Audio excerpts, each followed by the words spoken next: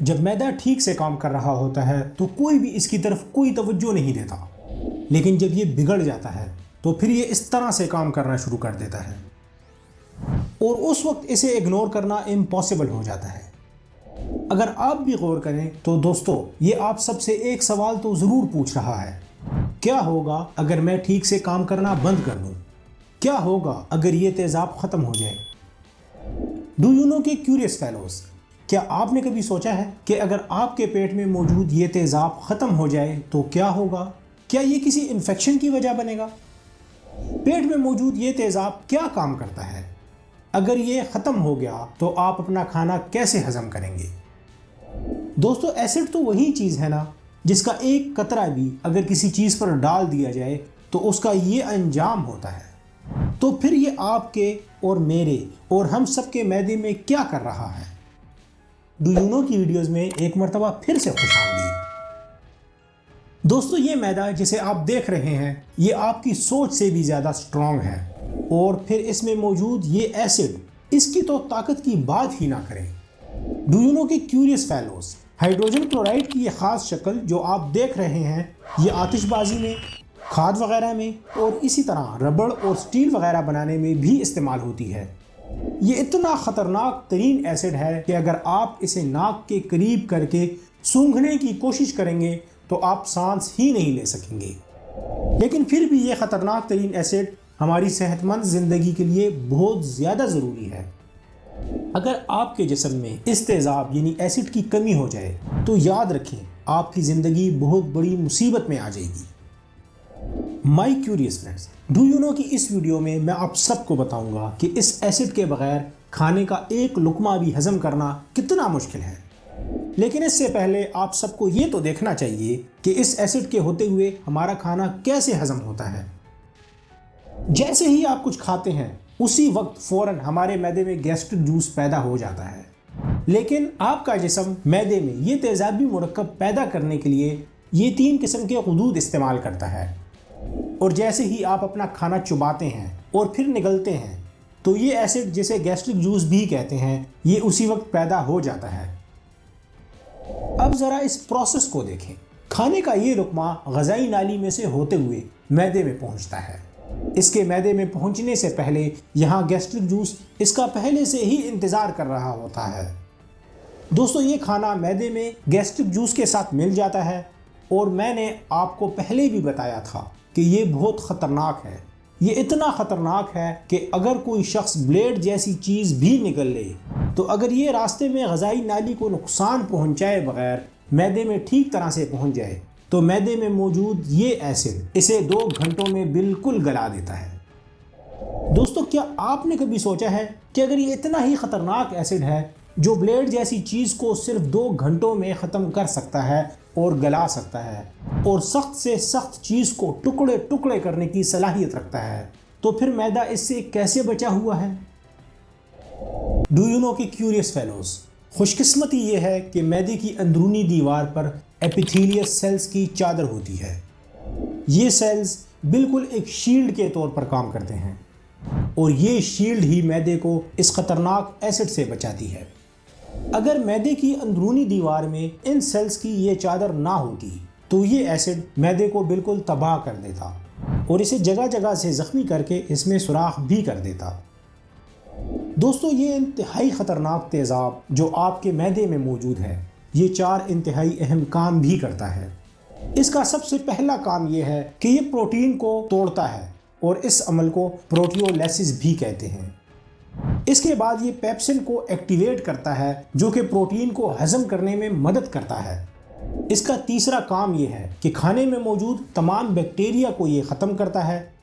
मसलन फ़र्ज़ करें कि आप बर्गर वगैरह खा रहे हैं या आप कुछ भी खा रहे हैं, इसकी एक बाइट के साथ हज़ारों बैक्टीरिया हमारे मैदे में पहुंच जाते हैं, लेकिन ये एसिड इंतहाई सफाई के साथ इन बैक्टीरिया को ख़त्म करता है और ज़रूरी ग़ज़ाई अज्जाओं से इन्हें दूर करता है।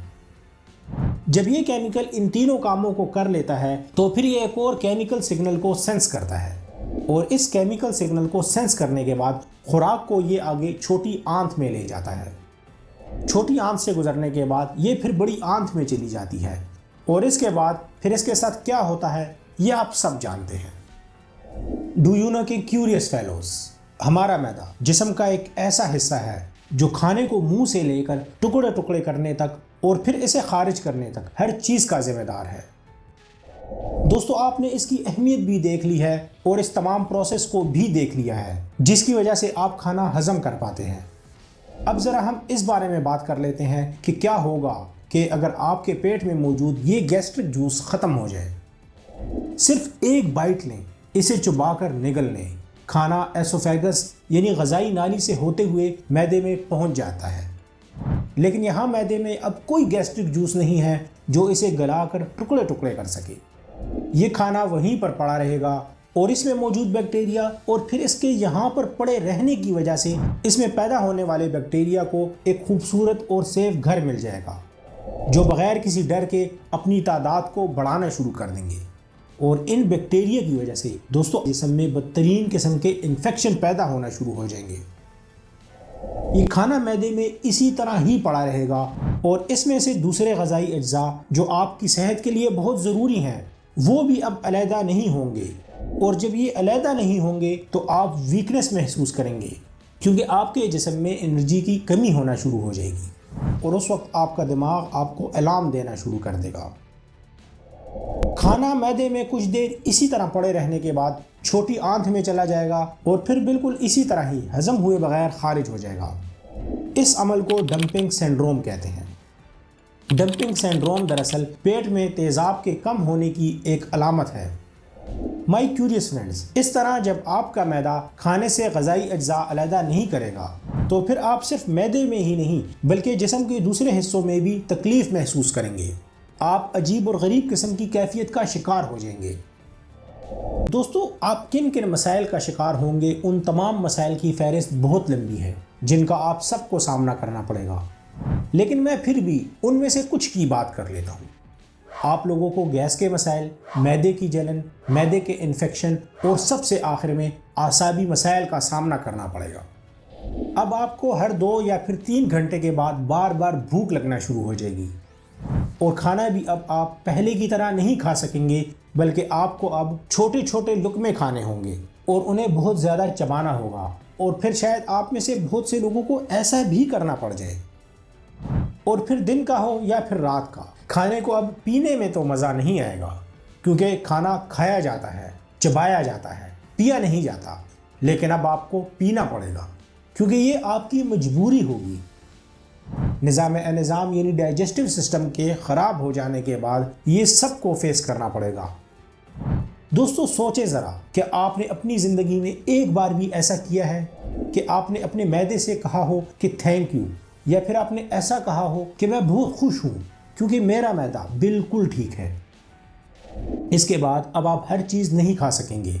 आपको इस बात का ख्याल रखना होगा कि आप क्या खा रहे हैं और आपके मैदे में क्या जा रहा है। ख़ास तौर पर फास्ट फूड और तली हुई चीज़ों को तो आपको बिल्कुल ही गुड बाय कहना होगा। दोस्तों, रोज़ाना डेली बेसिस पर आपको बहुत ज़्यादा सप्लीमेंट्स भी लेने होंगे। सप्लीमेंट्स की ये इतनी ज़्यादा मिकदार लेने से आपको उल्टियाँ आएंगी, लेकिन ये आपकी मजबूरी होगी और इस तरह से आपका मैदा और भी मज़ीद ख़राब हो जाएगा। डू यू नो कि क्यूरियस फेलोज, अब ज़रा शुक्र अदा करें कि मैदे में मौजूद ये तेज़ाब यानी एसिड कभी भी गायब नहीं होता। हाँ, कम या ज़्यादा हो जाता है। और अगर आप सिर्फ अमेरिका की बात करें तो अमेरिका में 22% लोग ऐसे हैं जो मैदे में गैस्ट्रिक जूस की कमी का शिकार हैं। मैदे के ये मसाइल उम्र, तनाव, फास्ट फूड के बहुत ज़्यादा इस्तेमाल की वजह से भी पैदा होते हैं। अच्छी बात यह है कि आप कुछ ख़ास किस्म की सब्जियां भी इस्तेमाल कर सकते हैं जो आपके मैदे में गैस्ट्रिक जूस की तैयारी को कंट्रोल करने के साथ साथ आपके हाजमे को भी बेहतर बना सकते हैं। दोस्तों, जब हम ठीक होते हैं तो शुक्र बिल्कुल भी अदा नहीं करते और हम अपने जिस्म को बहुत मामूली समझते हैं। लेकिन अब आप सब ने देखा है कि जिस्म में एक छोटी सी कमी से कितनी खराबियां पैदा हो सकती हैं। दोस्तों, डू यू नो कि इस वीडियो को भी मुकम्मल देखने का और लाइक करने का और अपने दोस्तों के साथ शेयर करने का बेहद शुक्रिया।